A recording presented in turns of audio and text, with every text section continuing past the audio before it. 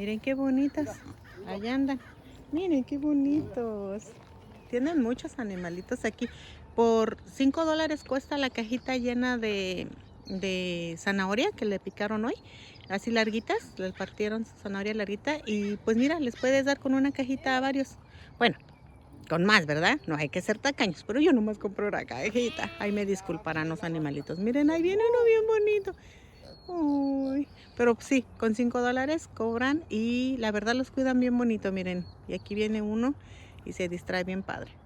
Bueno, que pasen feliz día.